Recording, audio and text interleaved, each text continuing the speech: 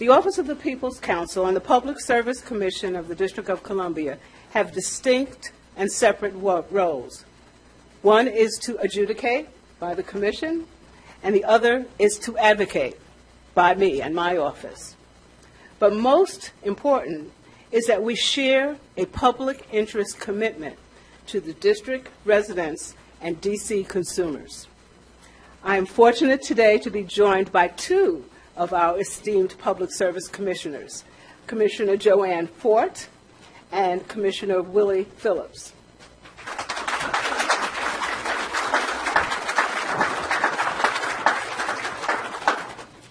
Today, Commissioner Phillips is joining us to share with us the work of the Commission and the important role it plays in helping the district invest in renewables and becoming a more efficient environment. Hearing from the Commission is important because their statutory mandate, like my own, requires them to consider environmental impacts in their decision-making. And Councilmember Che left, but that's another shout-out for her because that was legislation that she proposed and had enacted. Councilmember Phillips is the newest addition to the Commission, so welcome him. And he comes to us, though, with a strong background in the federal level reliability regulation from the North American Electric Reliability Corporation. Everyone, please, let's give a warm welcome to Commissioner Willie Phillips.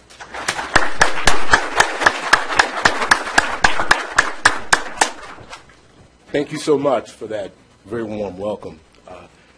As some of you may know, this is kind of my neighborhood. I live down in Ward 6, but I went to law school at Howard University School of Law, just across the street. And I mention Howard because I'm a lawyer by trade, but I consider myself to be a kind of engineer, a social engineer. And those of you who know Howard know that we were taught that a lawyer is either a social engineer or a parasite on society. And the way I define a social engineer, to sort of sum it up for you, is someone who uses their position as a lawyer, wherever that may be, to advocate for change for people in their community, most notably the most disadvantaged people in their community. And I want to say to you today that the Office of the People's Counsel is a perfect personification of what it means to be a social engineer.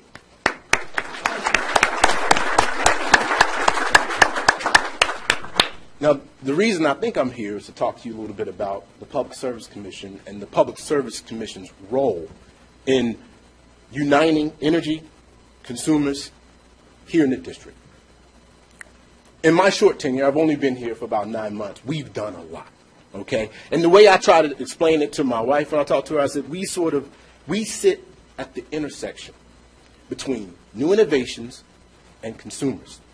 And one of the goals, among many that we have, is to try to make sure that new innovations by utilities in this industry, in this district, meet or match the needs of consumers. And if we're not doing that, we're not doing our job. So I just want to talk to you really briefly, and I know you have lots of dynamic speakers that are going to come and talk to you, far more dynamic than me, but I'll tell you a little bit about what we're doing.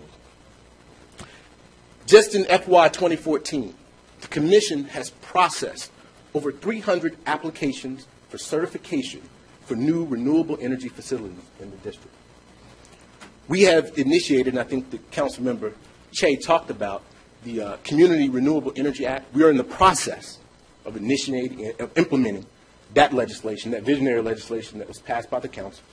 We have also initiated and implemented the DC Plug Initiative, which is groundbreaking, literally groundbreaking, to help with some of the reliability issues that we've had in the district. And we're approaching those in a way unlike any other jurisdiction in the nation. I could talk about a lot of other things. I could talk about the Consumer Bill of Rights. We have rulemakings underway to help update and keep that current.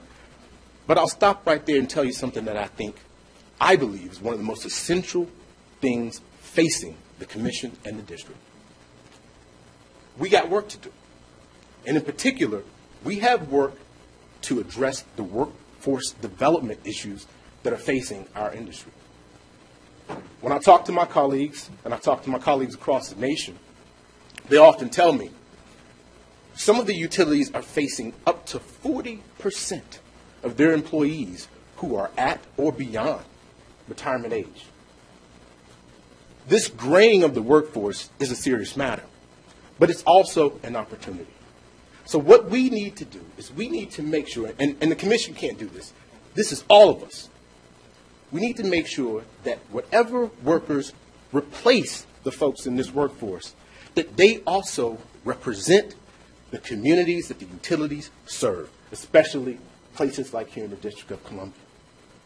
And that's on each and every one of us, because we have to make sure that the folks in our communities, I toured Cardozo School. They have a STEM program at Cardozo where they have high school age students doing college level work. They're graduating with a certification that will allow them to go directly into the workforce. We have to make sure that our young people have pathways to opportunities to serve in these STEM positions, to become the next linemen, to become the next telecom workers, to become the next social engineers, so that we can design, plan, and build our own future. Because as you know, if we don't design and plan it, somebody will do it for us.